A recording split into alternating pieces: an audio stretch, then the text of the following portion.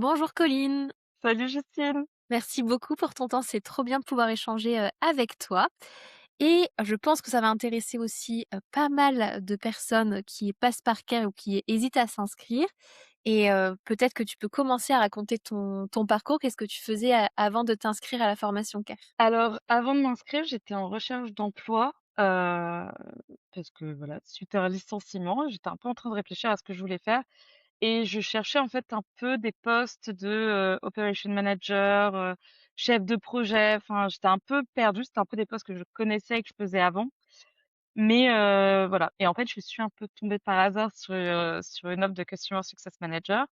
Les missions, ça faisait écho, en fait, à ce que je savais faire, mais bah, du coup, j'avais pas d'intitulé du tout Customer Success Manager. Je suis tombée sur, une des offres de Carechool et du coup, bah, j'ai envoyé ma candidature et j'ai été recontactée et en me renseignant un petit peu, en fait, je me suis dit: «Mais ça ressemble beaucoup à ce que je faisais», avec vraiment tous les aspects de mes anciens postes qui me plaisaient. Et avec en même temps plus de relationnel, plus de concret, plus de, contact en fait humain et de d'avoir l'impression de vraiment aider les gens. C'était un petit peu ce que je recherchais aussi, je pense que je recherchais un peu de sens. Du coup voilà, donc j'étais contactée par, bah, je me rappelle plus de son nom, désolée pour lui.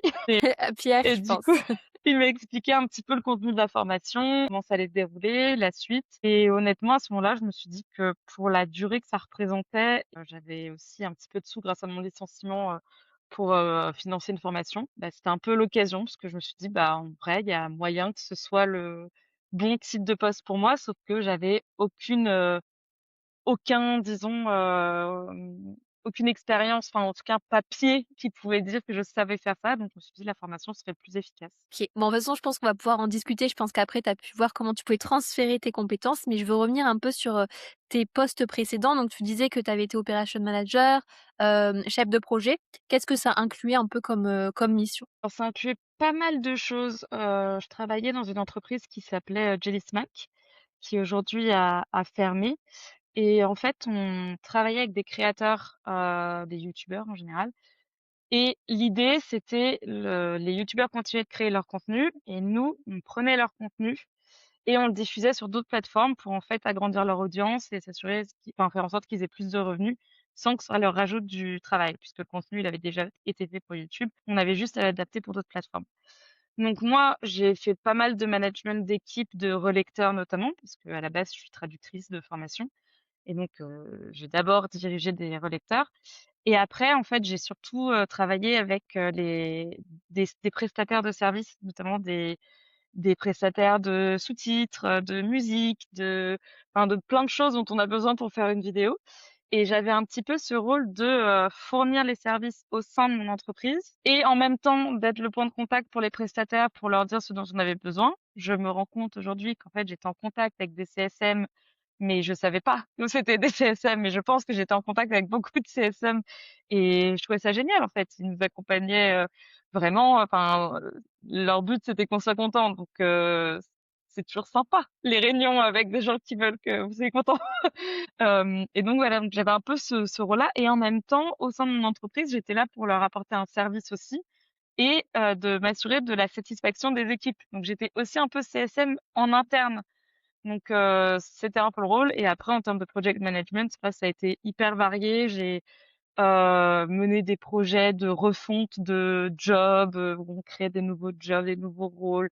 J'ai créé du contenu de formation, enfin bref, j'ai fait pas mal de choses, ça allait un peu dans tous les sens. C'était vraiment l'esprit start-up, donc voilà. Il y avait beaucoup de choses, mais c'est aussi en ça que j'ai pu faire des liens après avec le job de CSM. Complètement, là, on voit bien toutes les missions qui étaient similaires et donc ça y est, tu t'es inscrit à CARE, donc j'imagine peut-être que tu avais quelques appréhensions, tu vas me dire, mais comment ça s'est passé, ce mois de formation? Ouais, bah, j'avais un peu d'appréhension parce que c'était à distance, donc il y a un peu la crainte de que ce soit pas «rentable» entre guillemets, ou que le contenu soit pas suffisant, ou d'être un peu trop libre à soi-même, et c'est pas du tout le sentiment que j'ai eu. J'ai vraiment, bah, déjà le contenu, il est hyper complet, il est hyper compréhensible, je trouve aussi, même quand on n'a pas forcément d'expérience dans le sujet. Ce que j'ai bien aimé, c'est le côté un peu à son rythme, on avance, mais en même temps, il y a quand même un cadre. Genre chaque semaine sont dédiées à un sujet. Il y a les sessions, de coaching et cetera, donc ça permet aussi de pas être non plus complètement livré à nous-mêmes.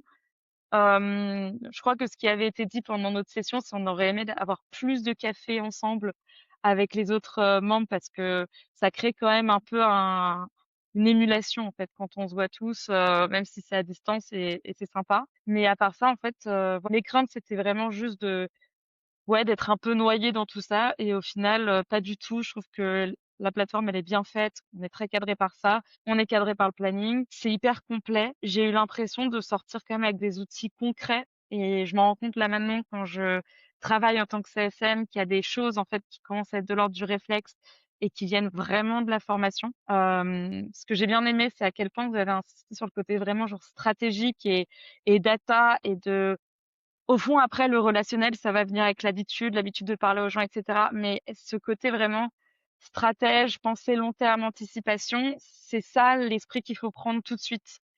Après, savoir comment on tourne bien un message, comment, voilà, ça vient plus facilement, je dirais.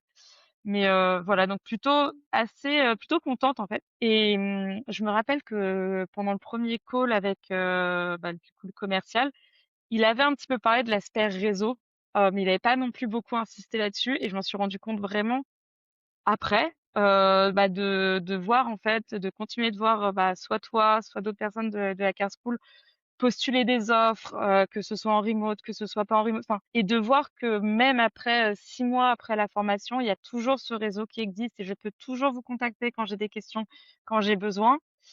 Bah, ça, il y a un côté ça a pas de prix en fait. C'est juste génial. Au-delà d'avoir appris un peu les fondations du métier, le reste, je l'apprendrai, sur le terrain. Vous ouvrez une porte qui est enfin voilà, c'est une mine d'or, quoi. Donc vraiment, je crois que c'est peut-être aussi en ça que je suis la plus satisfaite, c'est pour le côté service après-vente, finalement. Enfin, ça se voit que vous êtes une école de CSM faite par des CSM, finalement. Donc je trouve qu'on le ressent bien et c'est cet après-là qui me plaît aussi, beaucoup, quoi. Parce qu'effectivement, la formation, elle est courte. Donc voilà, mais après, c'est riche aussi. OK, ça marche. Bah, j'allais te demander, est-ce qu'il y a quelque chose qui t'a marqué, mais donc j'imagine que c'était ça ta réponse. Ouais. On va passer maintenant plutôt à la partie, recrutement, process de recrutement. Tu disais que tu étais en recherche. Est-ce que tu avais quand même commencé à postuler avant ou après tu t'es mis en pause? Enfin, comment ça s'est passé? Est-ce que tu as postulé, avant, pendant la formation, après? Est-ce que tu Après, as OK, ouais.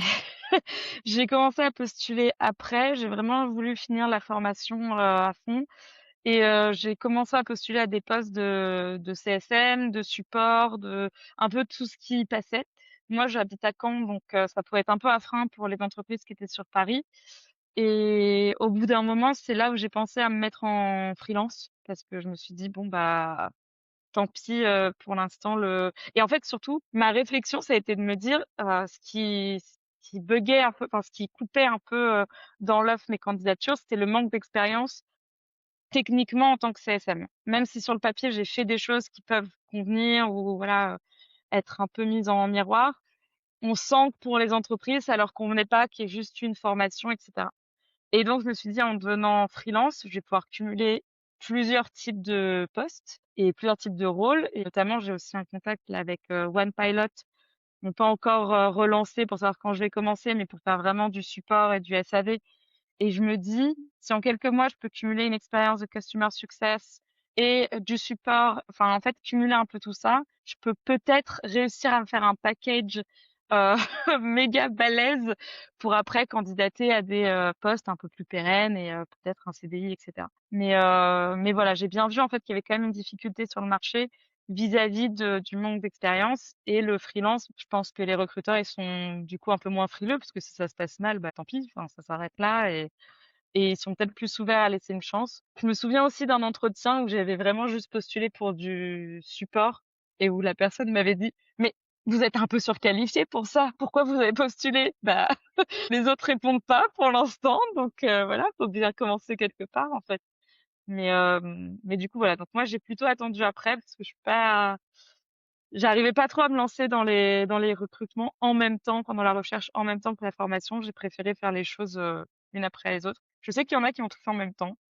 c'est Oui, il y a super. plusieurs stratégies Mais possibles et je trouve voilà. que c'est intéressant justement d'avoir, cette stratégie où justement, bah, toi, tu as préféré faire la formation et après postuler et aussi, je trouve ça très intéressant, tu as d'abord testé avec plusieurs entretiens et de toi-même, tu t'es dit: «Bah, je vais tenter, le freelancing». C'est venu comment? Tu as eu beaucoup d'entretiens quand même? Tu te rappelles de ça? Non, j'en ai pas eu beaucoup. En tout, je crois que j'en avais eu 2. Et après, en fait, je me suis dit: «Mais» enfin, en plus, encore une fois, je suis traductrice au départ. Je me suis dit: «Peut-être que je pourrais retrouver un peu de boulot dans traduction en attendant». Donc en fait, j'avais de toute manière dans le coin de ma tête l'idée de me remettre à mon compte et j'ai vu qu'on pouvait avoir plusieurs types de missions, en statut auto-entrepreneur donc voilà et après je me suis aussi rappelée, ça c'est grâce quand même, bah, aussi au réseau, mais c'était avec une autre élève de la formation qui avait parlé de One Pilot et du coup, bah, je me suis renseignée sur ça et ça a été un peu genre mon premier oui, où ils m'ont dit: «Bah, carrément maintenant on a juste à faire votre intégration et dès qu'on a des besoins on vous contacte». Et je pense que ce oui, il a lancé, un peu une démarche positive où je me suis dit: «Bah, ouais, peut-être qu'en freelance, ça va mieux marcher, en fait et je vais pouvoir, relancer ça» et à partir de là, j'ai été surtout sur le Slack, bah, de la Care School et j'ai contacté, notamment, bah, Emma qui envoyait pas mal d'offres, récemment. Avec elle, on a revu encore mon CV et tout. C'est aussi ça qui est génial, c'est que vraiment, elle m'a aidé à faire un CV de cheval de course, en fait, exprès pour, ce type de poste et voilà quoi et ça s'est fait comme ça. Mais pour le coup, je pense qu'il y a enfin, en fait, du coup, tout ce qui me vient de ça fait vraiment on dirait vraiment que c'est toi qui m'as prompté pour dire ça, mais pas du tout. Mais genre tout ce qui est positif dans mon évolution professionnelle là, ça vient grâce à ce réseau-là, grâce au réseau Casse-Couille et c'est là où je me dis que ça valait vraiment le coup parce que non seulement j'ai appris des choses sur ce poste-là et sur ce boulot et ça m'a beaucoup plu, mais en plus, ça a ouvert des portes que j'aurais sans doute pas eues ou peut-être pas aussi vite, et ça c'est super. Et aujourd'hui, tu as trouvé plusieurs, missions en tant que freelance? Bah, du coup, pour l'instant, j'en ai une en cours. J'ai du coup One Pilot qui va commencer, j'espère incessamment sous peu. Et pour l'instant, ça va. Ça enfin, je suis contente avec ça. Ça me permet de reprendre en douceur, ma vie professionnelle et je pense que ça me permet d'être plus confiante et de me dire, bah enfin, je sais pas, j'ai l'impression que ça va amener du positif globalement et l'une Oui. des de mes missions risque aussi d'augmenter un peu en volume horaire d'ici, quelques mois. Donc ça aussi, ça va être plutôt cool. Je vais avoir plus de boulot de ce côté-là et je laisse un peu venir, mais je prends mes marques et voilà. Et qu'est-ce que tu fais dans tes missions? Qu'est-ce que c'est ton quotidien un peu aujourd'hui, avec cette mission-là? Bah, vraiment, ça ressemble beaucoup à ce dont vous nous avez parlé, hein. Il y a pas de il y a pas de surprise, sinon des bonnes. Bah, donc je travaille pour une entreprise qui propose des formations justement, donc ça fait vraiment écho, pour le coup à Care School et donc moi là, je m'assure qu'aucun élève ne décroche. Donc je suis bien leur progression, je les relance, je les préviens des coachings. Je travaille aussi sur, parce qu'il y a rien qui a été fait en termes de customer journey, donc je travaille là-dessus pour en créer une. On commence un peu à réunir de la data pour voir un peu les moments, pivots, les moments où il va falloir être peut-être un peu plus sur leur dos et cetera.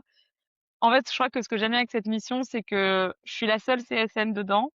Tout est à faire et ils me font confiance, donc c'est cool et vraiment, enfin, on est sur du classique, quoi. Éviter le churn, éviter les décrochages, améliorer, en fait, améliorer l'onboarding, améliorer leur expérience aujourd'hui. Ajouter des choses aussi qui pourraient être intéressantes pour eux, comme les pauses café, puisque je sais que pour moi, ça avait été important, donc je me Voilà. dis, pour eux, ça peut l'être et voilà, quoi. Enfin, ça c'est vraiment la fiche de poste, que vous nous avez vendue, bah, c'est ça, en fait, donc moi j'aime bien le côté, en fait, vraiment stratégie et anticipation. J'aime bien le contact. Vendredi, j'ai eu un des membres qui m'a envoyé un message super positif sur sa semaine de formation et je crois qu'en fait, c'était vraiment ça que je voulais, faire un boulot où à la fin de la semaine, il y a des gens qui disent: «Bah, merci, c'était super, je suis ravie» et de se dire: «Bah, j'ai participé à ça, j'ai fait en sorte que cette personne soit contente et qu'elle a pas l'impression d'avoir jeté son argent par les fenêtres» et voilà. Il y a un côté très épanouissant. Très customer success finalement. Ouais, complètement. Et j'allais te poser la question, est-ce que tu sais ce qui a fait la différence, avec, justement ton client? Qu'est-ce qui a fait qu'ils ont choisi de travailler avec toi? Je crois que il me semble, tu me diras si je me trompe, mais c'était Emma qui avait, été Ouais, contactée par cette entreprise. OK. Donc c'est ça. je vois de quelle entreprise tu parles, mais est-ce que tu sais, ce qui a fait la différence? Ouais, ils m'ont dit, c'est parce qu'en fait, justement, bah, ils sont un peu, c'est le début, donc c'est un peu tout feu tout flamme. Il y a pas encore un cadre, bien fixe et il faut être un peu force d'initiative, et pas avoir peur, en fait, de ce manque de cadre et il m'a dit que les autres personnes qu'ils avaient vues, ça les stressait un peu. Je pense que ce soit pas encore bien carré avec un CRM très, très clair et peut-être genre un historique de data, genre très clair et des enfin tout ça, genre ça les stressait. Moi, je m'épanouis là-dedans. J'ai été, 5 ans dans une boîte où j'ai jamais eu vraiment de fiche de poste écrite et juste, ça évoluait au gré des besoins et me créer mon propre cadre et proposer des choses, c'est ce que j'aime faire. C'est ce que j'ai fait dès l'entretien. J'ai l'impression que ça aussi, ça a fait la différence. Dans l'entretien, en fait, je l'ai vu comme presque déjà une réunion de travail où je leur proposais des nouvelles idées, des nouvelles manières d'améliorer les choses, pour vraiment comprendre ce qu'ils voulaient et si j'avais bien leur état d'esprit en tête et je pense que c'est ça qui a fait la différence, de voir que dans dans leur vision des choses, j'arrivais déjà à me projeter et là, bah, aujourd'hui, ouais, effectivement, bah, c'est un peu, bah, c'est freelance donc j'ai pas d'horaire fixe, mais il y a les gens sont là pour me répondre, ça reste quand même pour moi, ça me suffit comme cadre, si j'ai besoin de poser des questions, Sébastien me répond, donc il y a pas de souci et surtout, en fait, je peux proposer des idées et derrière, c'est genre: «Bah, ouais, bah, carrément, bah, fais-le» et ça, j'adore. Donc faut pas hésiter à voir, je pense, l'entretien comme, c'est déjà ta première réunion et tu es là pour, montrer que tu en as sous le coude et que tu vas un peu changer la donne, quoi. Enfin, c'était une question que j'allais te poser. Est-ce que, tu as un conseil à donner, à quelqu'un qui hésite à se former avec CARE et également quelqu'un qui galère un peu sur ses entretiens, qui sait pas comment faire la différence? Puisque tu es passé par là. Alors moi, je dirais, de pas trop hésiter si c'est évidemment s'ils peuvent se le permettre, mais j'imagine que, bah, du coup, grâce à Care, je vais avoir un peu un retour sur investissement, dans quelques mois et en fait, dans quelques mois, ma formation sera remboursée. Donc ne serait-ce que juste ça, pour moi, ça permet de moins se poser la question de si, l'enjeu financier, bah, oui, il est là, mais en réalité, vu le réseau que vous offrez derrière, pas tant, hein, voilà, on se refait, quoi et sinon le conseil, bah, c'est vraiment de prendre en compte tout ce que vous nous avez dit du point de vue stratégie. Je pense que c'est ce que les entreprises recherchent, c'est qu'on soit dans une vision un peu stratège, un peu long terme, très orientée sur les chiffres. On balance pas les choses de notre chapeau comme ça au pif en fait, tous les exercices que vous nous avez donnés, ça s'applique dans la réalité et dans la réalité des entreprises et rien de ce que j'ai sorti en entretien, bah, c'est que des choses, en fait, qu'on avait vues dans la formation. Je veux dire la pause café, bah, c'est ce qu'on a vu littéralement dans la formation. Ouais. Utiliser la Customer Journey Map pour, identifier les points clés et cetera, c'est tout ce qu'on a vu et en fait, j'ai eu l'impression que ça leur parlait parce que ça leur donnait l'impression, mais qui est pas qu'une impression, mais que je savais où j'allais, que j'allais pouvoir les aider et les accompagner et donc être précis, enfin voilà, c'est pas que du relationnel, ça je trouve que c'est vraiment le cherry on the cake, le côté relationnel, mais ce côté-là, ce côté vraiment stratégie, faut le mettre en valeur et bon après moi, en l'occurrence, j'aime bien quand il y a un cadre qui est un peu flou et que je peux faire un peu à ma sauce. S'il y a des gens pour qui c'est pas bon, bah, du coup, vaut mieux qu'ils aillent pas là-dedans. Peut-être que le freelance, ce sera pas la meilleure option, mais je me dis que ça permet aussi de faire ses armes, quand on est un peu jeté dans le vide, c'est là où on se révèle en général. Ouais, c'est ça. Donc enfin j'espère. Mais au final, je sais pas si tu te rappelles, la première semaine, j'ai toujours avou il y a 2 types de profils, celui qui est plus stratégique, et qui aime bien justement, avoir la vision macro et c'est typiquement ton profil. Ouais, Donc c'est c'est ça, ça. complètement. Trop bien. Alors, bah, merci en tout cas pour tout ton partage. Est-ce que tu avais autre chose à ajouter? Non, à part, bah, merci, merci. Je suis contente d'être tombée sur vous. Tout ça, c'était un peu par hasard, mais je pense que c'était une bonne chose que je tombe sur vous, par hasard et merci pour tous ces cours et pour en fait, merci pour le service après-vente. Vraiment, genre, pour tout ce que vous faites encore aujourd'hui, c'est très, très, très précieux. Donc merci beaucoup. Merci au hasard et merci Colline. À bientôt. À bientôt.